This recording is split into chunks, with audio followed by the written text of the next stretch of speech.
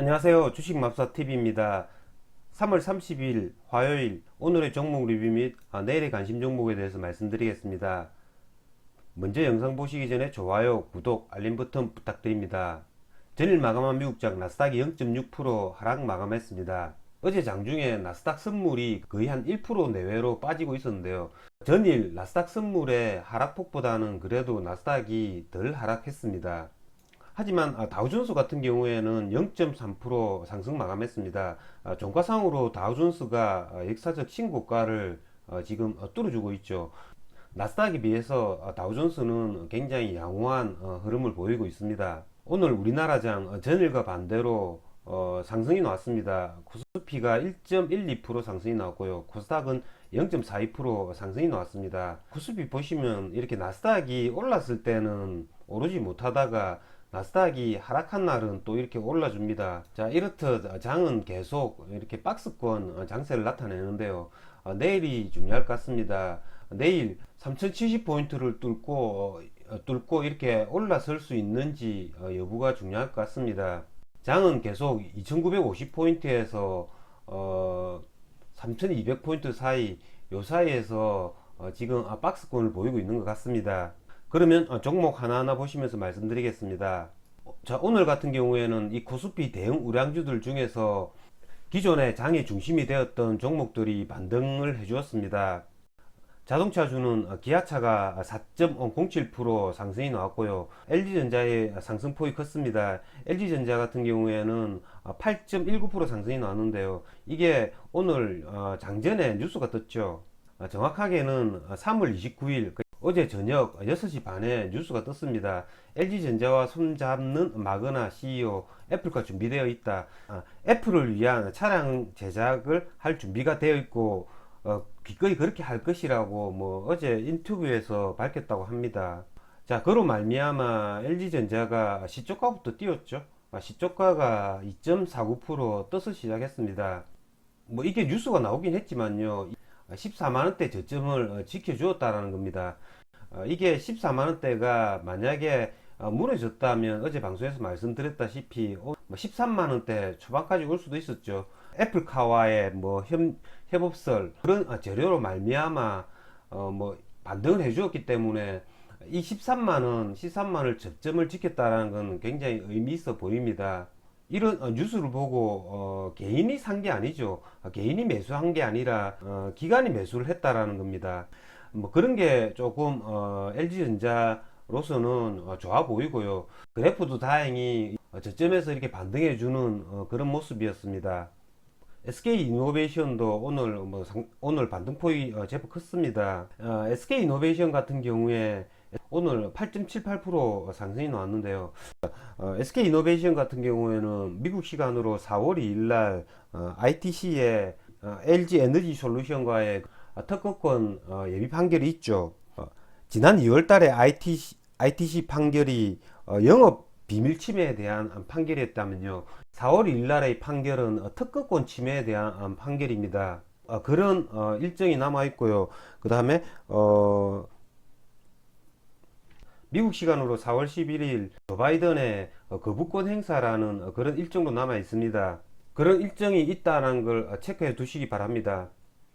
오늘 이렇게 반도체, 자동차, 그리고 2차전지 관련주 이렇게 성장주들이 가주니까 지난 금요일 그리고 어제 상승을 주었던 조선주, 철강주 이런 애들이 오늘은 쉬어가는 모습을 보였습니다. 한국조선해양 같은 경우에 제가 어저께 말씀을 드렸죠. 13만원 초반을 살짝 찍고 이렇게 반등을 보여주는 모습이었습니다.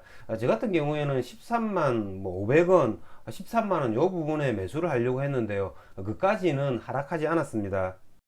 하지만 두산인프라 같은 경우에는 오늘 거래를 했습니다. 제가 어저께 방송에서 말씀을 드렸죠. 이건 단타가 나온다고요. 왜냐하면 이전까지의 수급이 굉장히 좋고 어제 추세가 좋았기 때문에 11,000원 초반대 여기에서는 오늘 단타가 나왔습니다. 물론 단타 폭은 그다지 크진 않죠. 1% 내외의 폭이 나왔는데요. 하지만 이런 애들 같은 경우에는 호가의 물량을 충분히 많이 잡을 수 있기 때문에 1% 폭이라도 제법 큰 수익이 나는 거죠.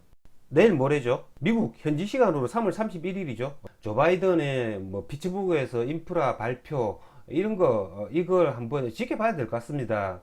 인프라 투자에 대한 발표 이거는 자기가 다 알고 있기 때문에 일단은 지켜봐야 될 것 같습니다. HMM 역시 어제 제가 말씀을 드렸죠. HMM 27,500원을 저점을 잡았는데요. 27,500원까지는 오지 않았죠. 종가상으로 28,100원에 끝났죠.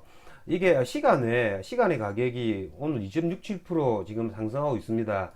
수급을 보시면 이게 지금 오늘 개인만 86만 주 매도를 한 것으로 잡힙니다.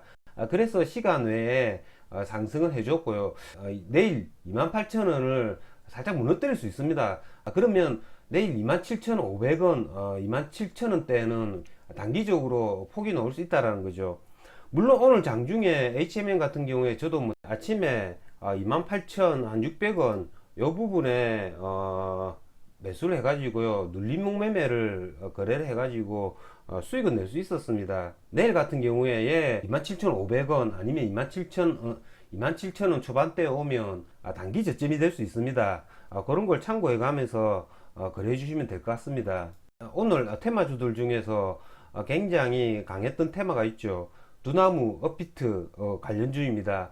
장중에 뉴스가 떴죠. 11시 38분입니다. 헤럴드 경제에서 뉴스가 떴는데요. 자, 업비트 운영 두나무 미국 나스닥 상장을 추진한다라는 뉴스가 떴습니다. 자, 골드만삭스 등 외국계 증권사의 의견 타진, 주관사 선정 임박이라는 기사가 떴고요. 그런 말미암아 두나무에 지분 투자를 했다고 하죠. 우리기술 투자, 그리고 하나 투자증권, 대성창투, 에이티넘 인베스트먼트 이런 창투사 관련주들이 오늘 시세를 줬습니다. 두나무 관련 대장주는 우리기술투자라고 할 수 있는데요. 자, 우리기술투자 같은 경우에는 자, 전고점이 8,000원이죠. 전고점 8,000원 이 부분을 뚫은 모습을 한번 보겠습니다. 전고점 8,000원 부근 이 부분을 얘가 간단하게 뚫어줬죠. 8,000원 전고점을 이렇게 체크해 놓으시고 8,250원까지 이렇게 한꺼번에 뚫어버립니다. 이게 일반적인 같은 경우에는 다시 8,000원에 오겠죠. 8,000원 전고점 부근까지 다시 오는 경우가 대다수인데요. 약한 놈 같은 경우에는 이렇게 여기서 전고점을 뚫어 놓고 다시 8,000원을 무너뜨리고 음봉을 만들어 버립니다. 그래서 이렇게 점점점 무너져 버리죠.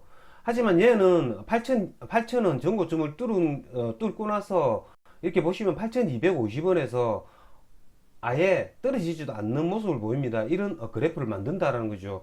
그건 굉장히 얘가 강하다라는 겁니다. 8,250원 요 부분에서 만약에 놓쳤다 하더라도 얘가 8,800원 고점을 형성합니다. 그래 놓고 조정을 받죠. 어떤 혹자는 여기 8,500원 요 부분에 잡는 분도 있을 겁니다. 하지만 제 경우에 의하면 이 8,500원 이렇게 오르는 놈이 눌림목 왔을 때 잡는 것보다 거래량을 받쳐주고 전고점을 뚫어주는 이 부분에 잡는 게 좋습니다.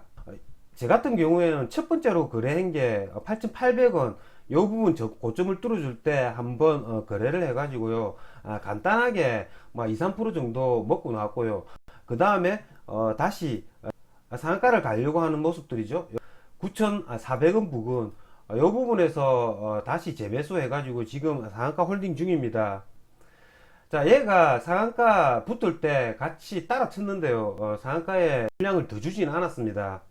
제가 항상 말씀드리죠. 이런 테마주 갈 때 1등주 상한가 따라잡기 하는 요령을 제가 말씀드렸습니다. 첫 번째 조건이 거래량이라고 했죠. 얘 같은 경우에 충분한 거래량, 거래대금이 터졌죠. 그리고 2등이 하나투자증권입니다.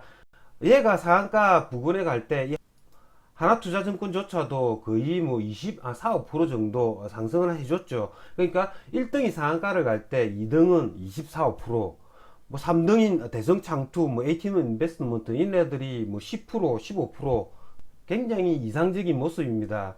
제가 테마주를 상한가를 잡을 때는 1등 테마만 잡습니다. 2등이 상한가 붙을 때는 잘 잡지가 않습니다. 하지만 오늘은 제가 하나투자증권 2등주죠. 2등주도 매수를 했습니다.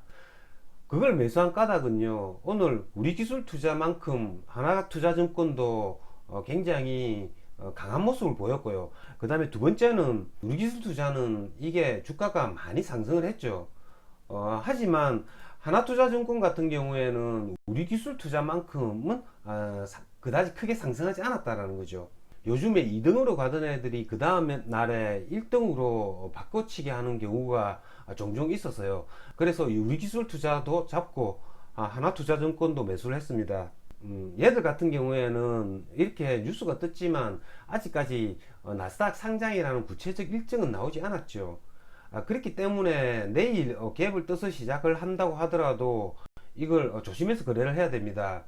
음봉을 맞을 수 있다라는 거죠. 신규 진입하시는 분들은 조심을 하시라고 말씀을 드리는 겁니다. 어쨌든 여러분들 내일 3월의 마지막 거래일입니다. 다들 성투하시길 기원 드리겠습니다.